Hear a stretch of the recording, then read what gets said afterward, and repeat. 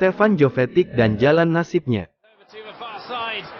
Menjadi satu dari 11 pemain utama dalam sebuah kesebelasan sepak bola adalah perkara yang bisa dikatakan cukup rumit. Karena status pemain utama adalah kata lain dari kebutuhan akan figur yang luar biasa, baik skill, sikap hingga peruntungannya. Dibanding skill dan sikap, peruntungan adalah hal yang paling misterius dalam karir seorang pesepak bola. Karena hal ini tak semata-mata ada di tangan sang pemain sendiri, namun juga semesta, waktu dan tentu saja, Tuhan. Hal ini juga yang pasti dipahami betul oleh penyerang asal Montenegro, Stefan Jovetic. Kemampuan olah bola dan sikapnya sebagai pribadi yang baik sudah diketahui oleh banyak orang. Namun soal peruntungan, lelaki berusia 33 tahun ini memang harus sering-sering berduel dengan itu di sepanjang karir sepak bolanya. Sosok yang kerap disapa dengan Jojo ini tahu betul resiko yang didapatnya jika peruntungan itu lenyap. Pada tahun 2008 yang lalu, Jovetic direkrut klub asal Italia, Fiorentina, dengan mahar yang cukup tinggi, 8 juta euro, dari raksasa Serbia, Partizan Belgrade. Walau di momen itu Jojo masih begitu muda, namun manajemen La Viola tak merasa ragu. Mereka menyadari jika sosok belia yang mereka boyong ke Firenze adalah berlian yang siap diasah. Jovetic pun bersinar terang akibat memperoleh kepercayaan maksimal dari pelatih-pelatih yang menukangi Fiorentina dalam rentang 2008-2009 hingga 2012-2013. Tercatat ada 4 nama yang jadi nahoda La Viola dalam periode tersebut yakni Cesare Prandelli, Sinisa Mihajlovic, Delio Rossi dan Vincenzo Montella. Namun di musim 2010-2011, Jovetic merasa begitu menderita saat peruntungannya memburuk lantaran dihantam cedera anterior cruciate ligament ACL yang parah dan menyebabkan dirinya harus menepi dari lapangan semusim penuh. Ketika memutuskan hengkang ke Inggris dan memperkuat Manchester City untuk mencicipi tantangan baru, Jovetic pun sudah merasa siap lahir dan batin. Sayangnya, karir kapten tim nasional Montenegro ini justru berjalan stagnan di tanah Britania. Ketika bermain di The Citizens, Jovetic juga terlibat persaingan amat ketat dengan penyerang-penyerang kelas kakap yang juga dimiliki City seperti Sergio Aguero, Edin Dzeko sampai Wilfred Bony. Dirinya hanya mendapat kesempatan main bila Aguero dan Dzeko berhalangan atau The Citizens hanya berlaga di kompetisi-kompetisi kelas 2 macam Piala FA dan Piala Liga. Seakan belum cukup, peruntungannya juga sering diganggu cedera yang datang tanpa diundang. Alhasil, Jojo pun lebih akrab dengan meja perawatan ketimbang beraksi di atas lapangan. Berkali-kali Jovetic harus menjalani operasi guna mengatasi masalah cedera tersebut. Situasi macam itu pada akhirnya menyulitkan upaya Jovetic untuk merebut satu tempat di lini serang The Citizens besutan Manuel Pellegrini. Hal tersebut bahkan membuat Jojo seolah-olah hilang dari peredaran. Jojo sadar bila kondisinya terus-menerus seperti itu, kariernya bisa mandek atau bahkan tamat.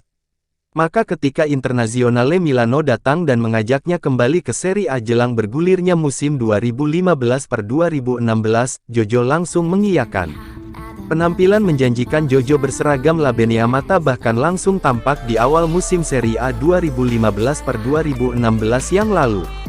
Di dua partai perdana, Inter berhasil memetik angka penuh setelah membenamkan Atalanta via skor tipis 1-0 dan Carpi dengan skor 2-1. 3 gol kemenangan Inter kala itu diborong semua oleh Jojo. Interisti pun mulai jatuh hati padanya dan berharap dia terus bisa tampil baik di pekan-pekan berikutnya. Sayangnya, peruntungan Jojo kembali bermasalah usai Mauro Icardi kembali ke lapangan dan langsung jadi pilihan utama pelatih Labenia Mata saat itu, Roberto Mancini.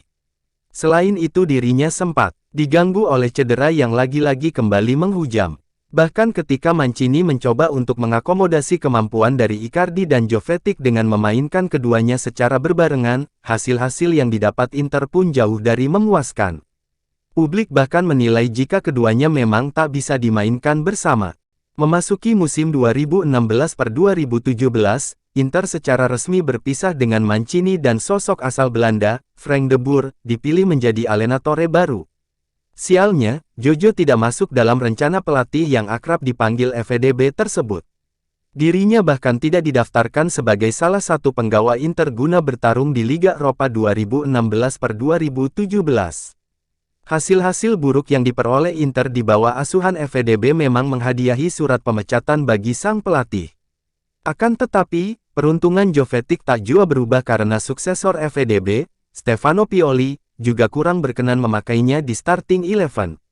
Satu-satunya laga di mana Jovetic tampil saat Pioli berdiri di tepi lapangan hanyalah saat berjumpa AC Milan pada November lalu, itu pun dengan status pemain pengganti. Setelah itu, dirinya bahkan kerap tak didaftarkan sebagai pemain yang berlaga di laga-laga Inter selanjutnya. Muramnya karir Jovetic pada akhirnya membuat dirinya memutuskan untuk menanggalkan jersey Inter di bursa transfer musim dingin kemarin. Adalah klub asal Spanyol, Sevilla, yang mengangkutnya dengan status pinjaman dengan opsi pembelian permanen. Jovetic jelas berharap jika peruntungannya bisa berubah secara drastis, setidaknya dirinya bisa merebut satu tempat inti di tim asuhan Jorge Sampaoli. Walau dirinya pun tahu jika sektor depan Sevilla juga dihuni oleh Wissam Ben Yedder dan Luciano Vietto. Ajaibnya, harapan itu seolah langsung terkabul. Peruntungannya tampak membaik selama berseragam putih bergaris merah khas Los Mercionenses. Sampaoli mencoba Jojo untuk kali pertama saat tim asuhannya berlaga di Piala Raja Spanyol dan bersua Real Madrid. Tak main penuh memang, namun Jojo berhasil membuktikan jika dirinya memang punya kemampuan mumpuni. Hanya bermain 45 menit saja Jojo berhasil menyumbangkan satu gol. Sejak saat itu, pelan tapi pasti Jojo seolah mengamankan satu pos di sektor depan Sevilla. Namun sayangnya Sevilla tak mampu menebus Jojo dari Inter Milan karena dinilai terlalu mahal. Kemudian Jojo direkrut AS Monaco dengan kontrak 4 musim untuk menggantikan Kylian Mbappe yang kini berseragam PSG. Bersama AS Monaco tak juga mengembalikan peruntungannya. Ia hanya mencetak 18 gol dari 61 penampilan di semua kompetisi. Setelah kontraknya habis bersama AS Monaco, Jojo direkrut oleh klub Bundesliga Hertha Berlin. Itulah cerita perjalanan karir Stefan Jovetic dan nasibnya di dunia sepak bola. Jangan lupa like dan subscribe.